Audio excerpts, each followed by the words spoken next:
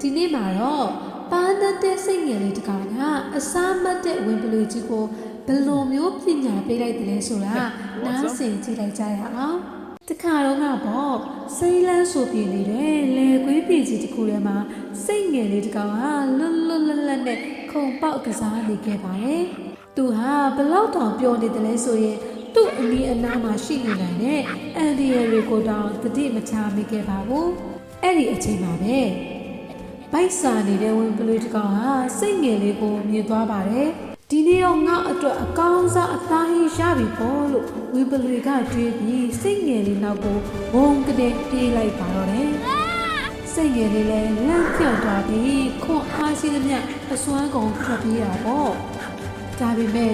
တနာစရာစိတ်ငယ်လေးဟာဝင်ပလူရဲ့အမြန်လုံးကိုမရှင်နိုင်ခဲ့ပါဘူးမကြခင်မှာပဲဝင်ပလူဟာစိတ်ငယ်လေးကိုနှိသွားပြီး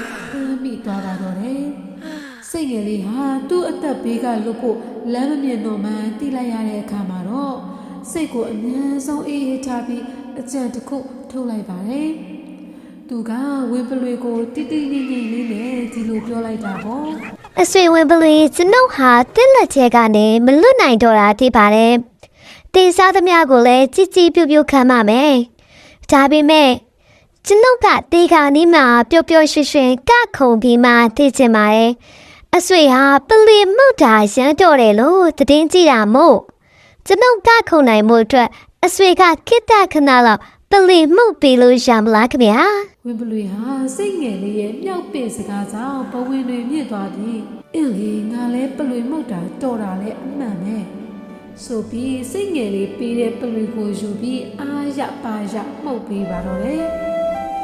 ဝင်ပလူကပလူကိုအာယုံစိုက်ပြီးမှုတ်နေချိန်မှာစိတ်ငယ်လေးကလည်းဟန်ဆောင်ပန်ဆောင်နဲ့ကခုံနေခဲ့ပါတယ်ဒါပေမဲ့ဒီပလူတန်အကျယ်ကြီးဟာလေဆောက်ခွေးကြီးတွေရဲ့နားတဲ့ကိုရောက်သွားခဲ့ပါတယ်ခွေးကြီးတွေဟာပလူတန်ကြားရကိုအပြေးအချံပြေးလာကြပါတော့တယ်ဝေပလူဟာခွေးဟောင်တန်တွေကိုကြားလိုက်ရတဲ့အခါမှာတော့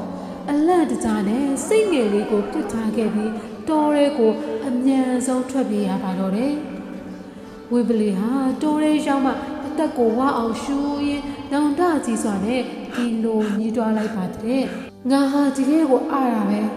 ငါအလုတ်ကတားကောင်ကိုကိုက်စားဖို့ပဲလေအခုတော့ကိုနဲ့မဆိုင်တဲ့ပလွေမောက်တဲ့အလုတ်ကိုတွားလုံးပြီးလို့ရှားကနေအစာလဲဆုံးအသက်လဲဘေးနားထိရောက်ခဲ့ရပြီလို့ပြောလိုက်ပါတော့တယ်ဒီပုံမြင်လေးကပေးတဲ့သင်ခန်းစာကတော့ကျမတို့ဟာကိုနဲ့မဆိုင်တဲ့အလုပ်တွေကိုမစင်မကျင်ဝင်လုံးမိရင်ကိုယ့်ရဲ့အဓိကအလုပ်တွေပြည့်စည်သွားနိုင်တယ်လို့ရရှိမဲ့အခွင့်အရေးတွေလည်းဆုံးရှုံးသွားတတ်ပါတယ်ဒါကြောင့်ဘယ်အရာမဆိုကိုယ့်အလုပ်နဲ့ကိုယ့်နေရာနဲ့ကိုစင်ကြင်တုံတရားရှိရှိလှုပ်ဆောင်ဖို့လိုအပ်ပါတယ်ရှင်ပုံမြင်လေးကိုသဘောကျတယ်ဆိုရင် like ပေးခဲ့ဖို့နဲ့နောက်ထပ်ဒီလိုမျိုးသင်ခန်းစာယူလို့ရတဲ့ပုံမြင်ကောင်းတွေကိုနားဆင်နိုင်ဖို့ subscribe လုပ်ထားပေးကြပါဦးနော်အားလုံးပဲကောင်းသောနေ့လေးဖြစ်ပါစေကျေးဇူးတင်ပါတယ်ရှင်